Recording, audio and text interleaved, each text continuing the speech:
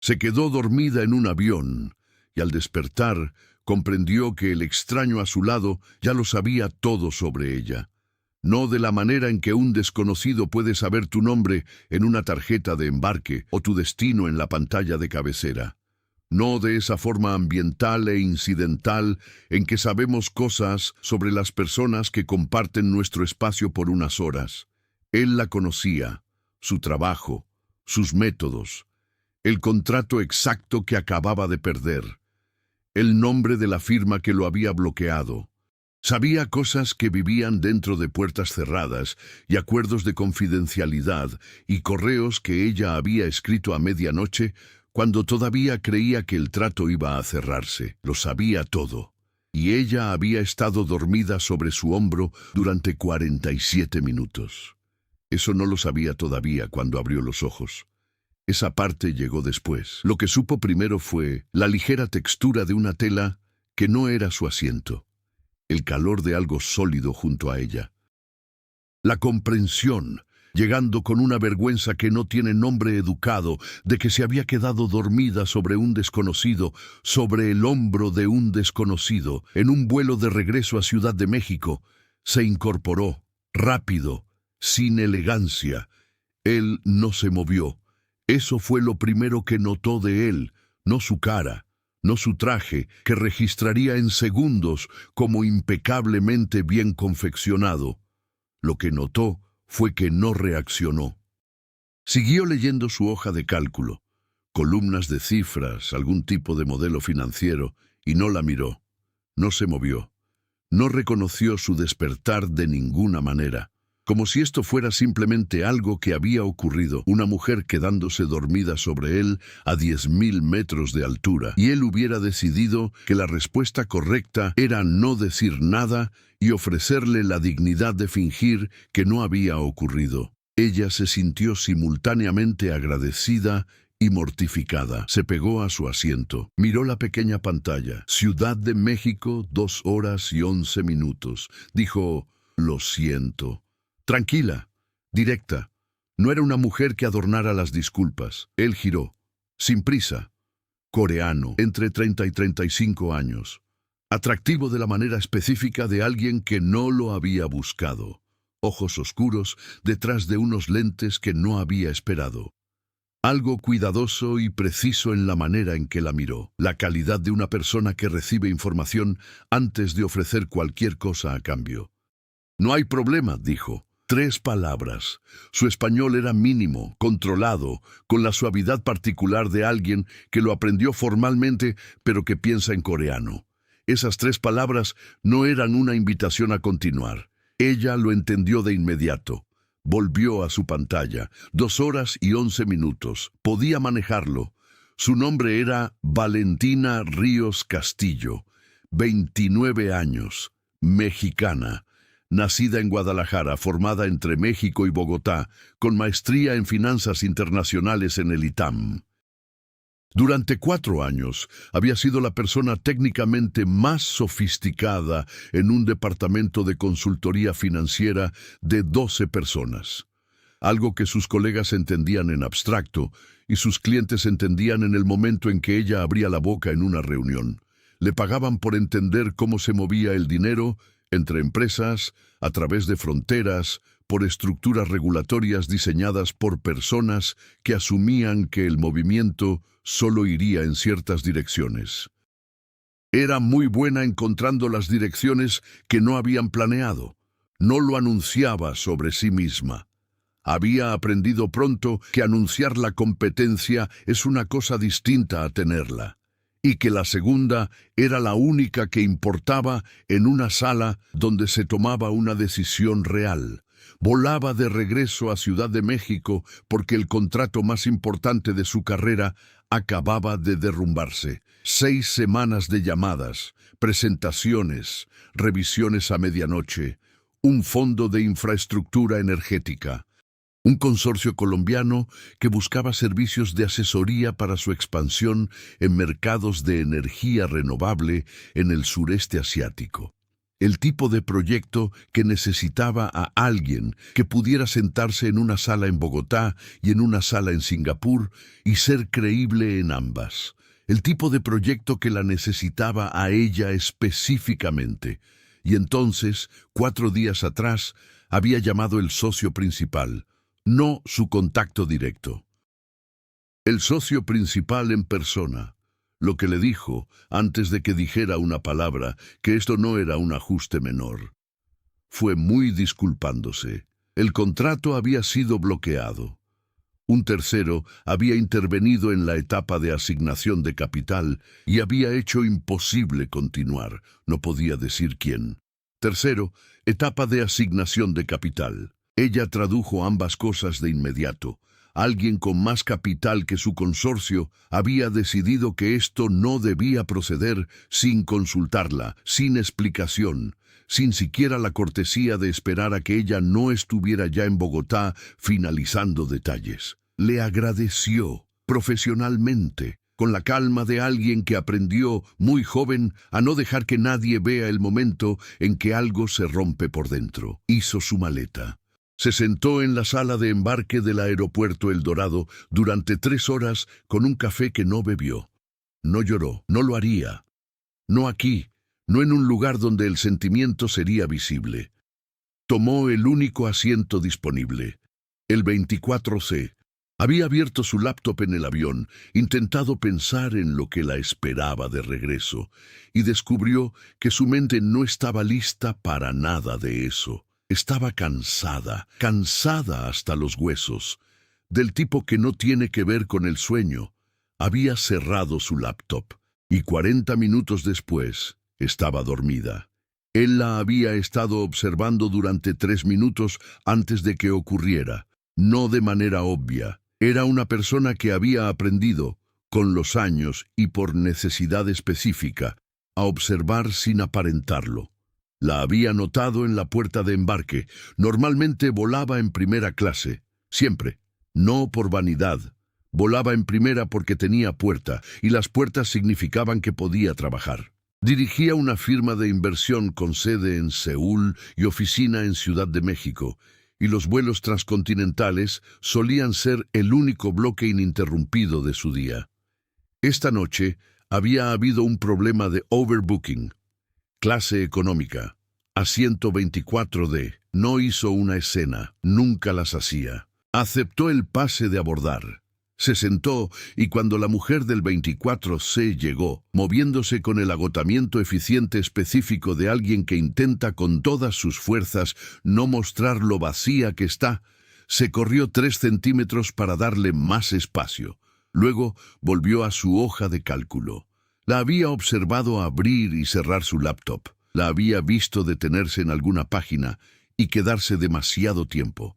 La había visto finalmente cerrarla con una finalidad que sentía como el final de algo. La observó quedarse quieta y luego deslizarse hacia la quietud diferente de alguien que ha dejado de pelear. Cuando su cabeza se inclinó hacia él, no se movió. La dejó dormir. Acomodó el apoyabrazos entre ellos, apenas un poco.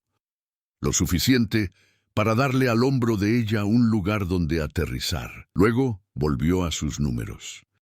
Durante 47 minutos, trabajó con la precisión de una persona haciendo 2 cosas al mismo tiempo, leyendo cifras y siendo muy consciente del peso de alguien que le confiaba su sueño. Cuando ella despertó y dijo, «Lo siento», él dijo, «No hay problema». Porque era verdad. Porque había sabido durante 8 meses que alguna versión de un momento en que ella estaría cerca de él y él tendría que decidir qué hacer, iba a llegar. Había pensado en lo que haría. No había imaginado esta configuración exacta. Volvió a su hoja de cálculo. Ella volvió a su pantalla. 2 horas y 9 minutos para Ciudad de México. 11 minutos después fue cuando lo vio. Había vuelto a su laptop, escribiría el informe, había decidido, o al menos empezaría, darse la ilusión de movimiento hacia adelante. Y cuando extendió la mano para ajustar la pantalla, miró a la izquierda. Reflejo. Involuntario. Vio la laptop de él, no todo, solo un nombre. Un logotipo. En el encabezado del modelo financiero abierto en su pantalla, 3 palabras: Solaris Capital Asia. Miró hacia adelante de inmediato. Controlada. Tenía años de práctica en no mostrar el momento en que recibía información que necesitaba procesar. Su ritmo cardíaco había cambiado. Lo sentía. Solaris Capital Asia. Conocía ese nombre. Lo había encontrado 3 horas atrás, en la sala de embarque del aeropuerto, rastreando flujos de capital y registros públicos hasta encontrar el punto de intervención. El nombre del tercero que había matado su contrato. No esperaba encontrarlo en la pantalla del hombre sentado a su lado. Abrió su documento. Empezó a escribir frases vacías, cualquier cosa para mantener sus dedos en movimiento y su cara neutral mientras su mente hacía el trabajo real. El trabajo real, coincidencia, era una palabra para las cosas que no había analizado todavía. Él lo notó. No de inmediato. Su concentración cuando trabajaba era total, pero estaba sintonizado, por años de práctica, con los cambios en la atmósfera a su alrededor. Ella había cambiado. La calidad de su quietud era diferente ahora, controlada, deliberada. La quietud del esfuerzo y no de la calma. Miró su pantalla. Vio lo que ella había visto. Se quedó con eso durante 4 segundos. Entonces dijo: «Señorita Ríos». Ella dejó de escribir. Medio segundo, luego giró. «Sí». Su voz era profesionalmente uniforme, el tipo de uniformidad que se practica hasta que está disponible a demanda. Él dijo: «¿Reconoció ese nombre?» No era una pregunta. Ella lo miró un momento. Un hombre que abre así ya ha decidido que el fingimiento cuesta más que la revelación. «Sí», dijo. Él asintió levemente, como si ella hubiera confirmado algo que ya sabía. Lo suponía. Dijo: «Debería preguntarle cómo sabe mi nombre». Su pase de abordar y su credencial de consultoría está visible en el bolsillo frontal de su bolso. Una pausa. No pretendía ser indiscreto.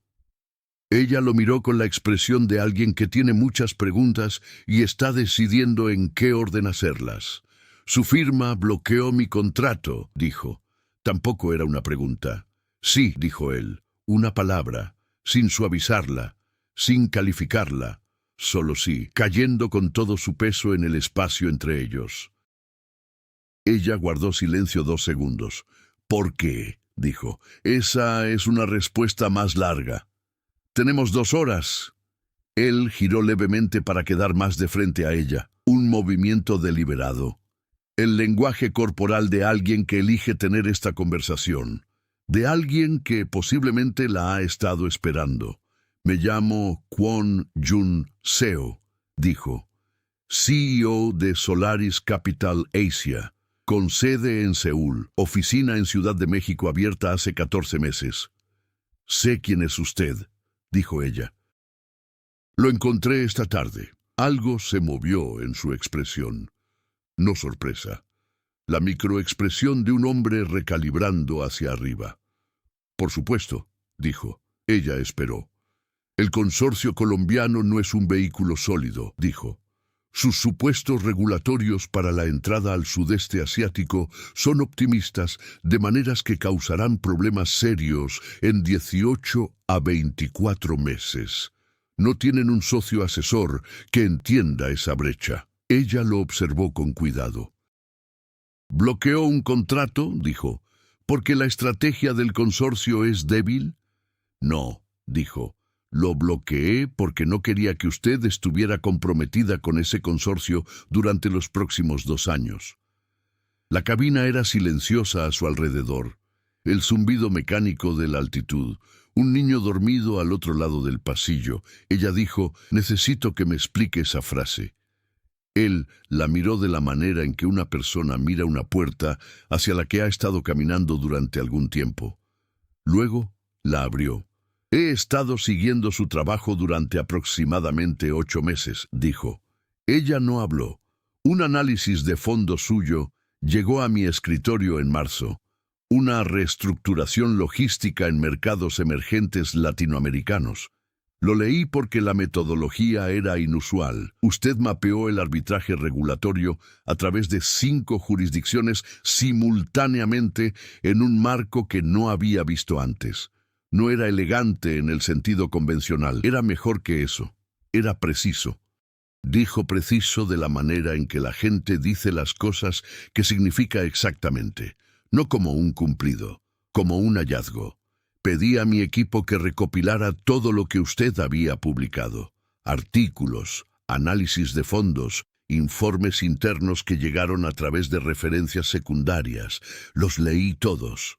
Eso es una cantidad significativa de investigación sobre una persona que nunca ha conocido, dijo ella. Sí, ¿por qué? Porque estoy construyendo un fondo, dijo. Uno que opera en la intersección del capital institucional asiático y la infraestructura latinoamericana. Una brecha que existe porque ninguno de los dos lados ha confiado históricamente en el otro lo suficiente para cruzarla. Lo que se necesita, lo que no he podido encontrar, es alguien que exista fluidamente en ambos lados de esa brecha, no actuando fluidez para una sala, viviéndola de verdad. Se detuvo. La miró directamente. «Usted vive ahí», dijo. Ella guardó silencio por un largo momento. Una azafata pasó con un carrito que ambos rechazaron sin mirar. «Bloqueó mi contrato», dijo finalmente, «para mantenerme disponible. Sí, sin decirme nada. Sí, sin preguntarme». Una pausa. Algo en su cara se movió. No exactamente incomodidad, sino su vecino más cercano. «Sí», dijo, «eso es algo extraordinario hacerle a alguien, lo sé». Lo dijo sin defensiva, como un hombre que ya ha tenido la versión interna de esta conversación y no ha llegado a ninguna resolución cómoda. «Quiero estar enojada», dijo ella. «Sería justo». Giró hacia la ventana, océano negro abajo. El cielo comenzando, muy levemente, a aclararse en el oriente. Estaba haciendo algo que rara vez hacía, sentir algo antes de haberlo clasificado. Se recompuso. «El fondo», dijo, «cuénteme». Él lo hizo. Habló durante 40 minutos, sin hacer pitch. No había performance en ello, ninguna calidez diseñada para aterrizar. Habló de la manera en que ella pensaba, con precisión, construyendo desde la evidencia hasta la conclusión, dejando los espacios donde la lógica todavía no estaba completa, en lugar de llenarlos con confianza que no tenía. El fondo era real. Ella podía sentirlo de la manera en que se siente la diferencia entre la improvisación y la descripción. Capital institucional asiático, infraestructura latinoamericana. La brecha que él describió era la brecha que ella había estado observando desde el otro lado durante 3 años. La asimetría estructural que hacía fallar cada intento similar que había visto, porque nadie la nombraba. Porque nombrarla requería estar en los 2 lugares a la vez. Hizo preguntas difíciles. Él respondió sin evasivas. Cuando no tenía una respuesta, lo dijo, y dijo cuál era la pregunta abierta y cómo pretendía cerrarla. Preguntó sobre la estructura de capital. ¿Quiénes eran los inversionistas ancla? ¿Cómo era la estructura de bloqueo? Si el cronograma de retornos era realista dado el entorno regulatorio que ella conocía desde adentro. Él respondió todo. Algunas respuestas eran completas, otras eran honestas sobre lo que todavía estaba abierto. Ella respetó la distinción, preguntó sobre la gobernanza, cómo se tomarían las decisiones, quién tenía autoridad final en el despliegue cuando había desacuerdo. Él describió una estructura de comité con ponderación igual entre 3 socios. Él mismo, un inversionista institucional con sede en Seúl que ella había escuchado nombrar, y un tercer asiento que estaba actualmente vacante. Ella dijo, «Ese tercer asiento», él dijo. «Sí», ella sostuvo su mirada un momento. «Dígame qué requiere», dijo. Él lo hizo, no en el lenguaje de una descripción de trabajo, en el lenguaje de un problema. Un problema estructural específico que había existido dentro del fondo desde su inicio y que no había podido resolver encontrando a alguien técnicamente excelente o culturalmente competente o financieramente riguroso, porque esas cosas no eran lo mismo que lo que el problema realmente requería. El problema requería a alguien que no necesitara que le explicaran el puente, que ya estuviera parada en ambas orillas simultáneamente por formación y no por esfuerzo. Que pudiera leer una sala en Seúl y una sala en Bogotá y entender no solo lo que se estaba diciendo, sino lo que se estaba decidiendo. En la capa debajo de las palabras, en la capa donde la confianza existe o no existe, dijo. La mayoría de las personas puede hacer un lado de esto extremadamente bien. Un puñado puede operar adecuadamente en ambos. No he encontrado a nadie para quien ambos lados sean genuinamente interiores. Ella dijo, interior. Él dijo, la diferencia entre fluidez y hogar. Ella guardó silencio un momento. Dijo, necesita a alguien que pueda estructurar la asignación de capital a través de un marco de doble moneda, sin activar las complicaciones del tratado fiscal en 3 de los mercados objetivo. Él dijo, y que pueda producir un documento que sea técnicamente coherente para una junta en Seúl y legalmente sólido para un regulador en Bogotá. En el mismo documento, ella dijo, eso no son 2 habilidades. Es una habilidad que casi nadie tiene. Él dijo, lo sé, por eso llevo 8 meses buscando. Ella guardó silencio. Pudo haberme llamado, dijo. Sí. Enviar un correo, una consulta formal, usar cualquiera de los canales normales. Sí. ¿Por qué no lo hizo? Él guardó silencio por primera vez ante una de sus preguntas. Porque lo que describo no es un contrato de asesoría normal, dijo con cuidado. Necesito una socia, no una contratista con un honorario fijo. Alguien dentro del fondo desde el principio, con participación accionaria, no con una asignación. Hizo una pausa. Una aproximación en frío de una firma que usted nunca había escuchado, pidiéndole que confíe en un concepto en lugar de en un historial. Quería que viera el trabajo primero. Así que destruyó un contrato en el que había trabajado 6 semanas. Dijo ella, y me dejó volar a casa devastada para que yo fuera más receptiva a su propuesta en un avión. No lo había suavizado. No tenía intención de hacerlo. Él no parpadeó. Cuando lo dice así, dijo, suena considerablemente peor de lo que pretendía. Lo sé, lo dije así a propósito. Una pausa. Le debo una disculpa, dijo. Sí, me la debe. Me disculpo. Ella lo miró, leyó su cara. No se estaba disculpando para pasar el momento. Se disculpaba porque lo había pensado y había llegado, genuinamente, a la conclusión de que se la debía. Ella archivó eso. La señal de abrochar el cinturón se encendió. Descenso. Ciudad de México visible abajo. Una luminiscencia suave y dispersa a través de la ventana. La ciudad armándose desde la oscuridad. Siempre le había parecido extraño ver una ciudad desde arriba de noche, como un circuito impreso, como algo construido por alguien que entendía la lógica de la densidad, pero no la de la belleza, y que lo había construido de todas formas, y se había sorprendido con lo que se convirtió. No estaba pensando en ciudades, estaba pensando en la tarjeta en su mano. En los 40 minutos de conversación que acababan de ocurrir, la conversación profesional más sustancial que había tenido en 4 años, con un hombre que nunca había conocido, en un avión, a 10.000 metros, en las circunstancias específicas de una colisión que no podía haber sido planeada, o que no podía haber sido planeada por ella, ya no estaba completamente segura del lado de él. Él metió la mano en su saco, sacó una tarjeta. Mate, minimalista, solo el nombre de la firma y un número y un correo. La extendió. Ella la miró.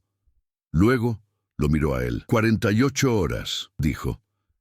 Lea los documentos que le enviaré esta noche. Pregunte a quien necesite preguntar.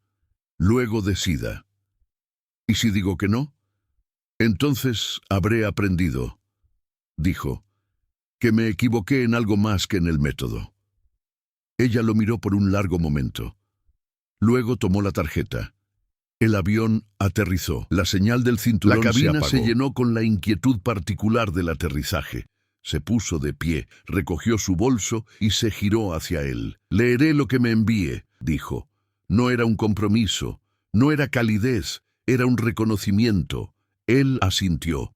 Ella se adentró en el pasillo. No miró atrás. Sabía que era una elección no mirar atrás y se lo permitió saber, porque eso también era información. Caminó por el pasillo de embarque. Por la terminal del AICM, a las 11:47 de la noche, la tarjeta en su mano, delgada y real. Tomó un taxi a casa. Se sentó en el asiento trasero y miró a Ciudad de México, armándose desde la oscuridad de la autopista. Bordes industriales, luego densidad residencial, luego calles que conocía. Pensó en el fondo, en la estructura, en la brecha específica y documentada que había estado observando desde el otro lado durante 3 años sin saber que alguien la observaba desde este. Pensó en lo que significaría estar dentro de algo desde el principio, no asesora, arquitecta. Pensó en el contrato que él había bloqueado. Pensó en el hecho de que tenía razón. La estrategia del consorcio iba a fallar. Lo había sabido desde la primera semana. Lo había señalado 2 veces en memorandos que sospechaba que nadie leyó. Había pasado 5 días en Bogotá, calculando en silencio el punto de 18 meses en que los supuestos regulatorios colapsarían. Había aceptado el trabajo de todas formas, porque era el trabajo disponible, porque 3 años de observar una brecha desde el lado equivocado todavía no habían producido una alternativa. Pensó en sentarse en la sala de embarque del aeropuerto El Dorado 4 días atrás, mirando un café que no había bebido, tratando de entender cómo algo que había sido suyo durante 6 semanas podía simplemente detenerse. Pensó en ese hombre, el del asiento 24D, la precisión de él, la manera en que había descrito el fondo sin actuar, que creía en él, de la manera en que describes algo en lo que has estado viviendo tanto tiempo que ya no necesitas convencerte a ti mismo, solo encontrar las palabras para lo que ya es real. Pensó en la manera en que había dicho preciso, no como un elogio, sino como la constatación de alguien que ha pasado meses buscando exactamente esa palabra y la ha encontrado. En cómo había dejado los silencios donde la lógica no estaba lista, en lugar de llenarlos. Había algo en esa honestidad estructural, la honestidad de alguien que no necesita convencer porque confía en que el trabajo habla, que ella reconocía porque era la misma honestidad que ella misma llevaba a cada análisis que le importaba. Pensó, estas 2 cosas no son la misma pregunta. Si el trabajo es real, si el hombre es de fiar. Ambas verdaderas. No son lo mismo. Llegó a casa poco después de medianoche. Puso la tarjeta sobre su escritorio, centrada entre su lámpara y su laptop, donde la vería sin tener que buscarla. No abrió los documentos que él le había enviado. El correo llegó a las 12:23. Lo dejó estar. Había aprendido a través de experiencia específica que tomaba peores decisiones cuando estaba cansada y emocionalmente a la deriva y tratando de demostrar competencia que en ese momento no tenía. Se paró en la ventana de su cocina con una taza de té y miró la ciudad que se negaba a ser oscura. El resplandor anaranjado del alumbrado, ventanas encendidas dispersas, el smog luminoso de una noche que nunca se rinde del todo en Ciudad de México. Se fue a dormir a la 1. La ciudad hizo lo que siempre hace. Siguió, indiferente, paciente, los camiones de la madrugada, el periférico, las ventanas encendidas de las personas que tampoco podían dormir. Ciudad de México de noche es una cosa que no tiene ningún interés en ninguna decisión individual tomada dentro de ella, y ella encontraba esa cualidad, normalmente, clarificadora. Esta noche era simplemente un telón de fondo. La decisión estaba demasiado cerca como para necesitar uno. La decisión era la habitación en la que ya estaba. Leyó los documentos a las 5:47, cuando despertó sin alarma de la manera en que siempre lo hacía cuando algo estaba esperando. Los leyó todo 2 veces. Luego construyó un modelo, no el de él, sino el suyo propio, construido con los mismos datos pero reorganizado alrededor de 3 cuellos de botella regulatorios que había identificado de manera independiente antes de haber escuchado su nombre, en un proyecto diferente con un final diferente. Trabajó durante 6 horas. El modelo clarificó las cosas. Para eso servían los modelos, no para producir certeza, sino para ubicar exactamente dónde vivía la incertidumbre. La encontró en 3 lugares. 2 eran navegables. Uno requería una solución que todavía no tenía, pero podía ver la forma de la solución, lo que significaba que podía encontrarla, lo que significaba que el fondo no era un concepto, era un problema que podía resolverse. La distinción le importaba. Ella no invertía esfuerzo en conceptos, lo invertía en problemas. A las 11:53 se detuvo. Leyó lo que había construido. Pensó, esto es mejor que lo que él envió. Luego, y él lo sabe. Por eso fue a buscarme. Tomó su teléfono. Envió un correo, 3 frases. Leí todo 2 veces y construí un modelo paralelo. Hay 3 ajustes estructurales que me gustaría discutir antes de poder darle una respuesta. Disponible mañana, 10 de la mañana, en persona.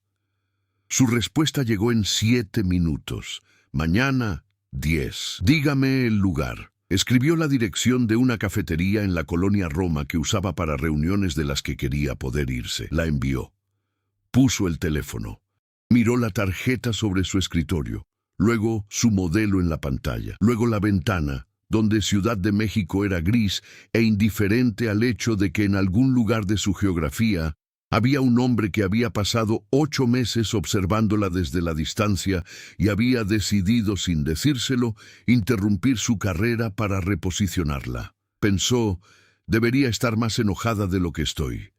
Pensó, la razón por la que no estoy más enojada es el trabajo. El trabajo es real. La brecha es real. He estado observándola desde el lado equivocado de una puerta durante 3 años, y alguien está ofreciendo abrirla desde la otra dirección. Pensó, todas esas son cosas verdaderas. Ninguna responde si puedo confiar en él. Pensó, la confianza no es un sentimiento, es una conclusión a la que llegas después de evidencia suficiente. Tenía 48 horas para reunir evidencia. Las usaría todas. Pensó, lo sabré mañana. Guardó el modelo, cerró la laptop. Se sentó un momento en el silencio de su departamento, que era el tipo de silencio que tiene textura. El rumor lejano de una ciudad que nunca se detenía del todo, algún coche ocasional en la calle abajo, el zumbido del refrigerador que llevaba 8 meses queriendo cambiar y no había cambiado. No era una persona que normalmente notara el silencio. Ahora lo notaba, pero había una cosa que no le había dicho, una cosa que no había salido en 40 minutos de conversación sobre fondos y estructuras y la geografía específica de una brecha.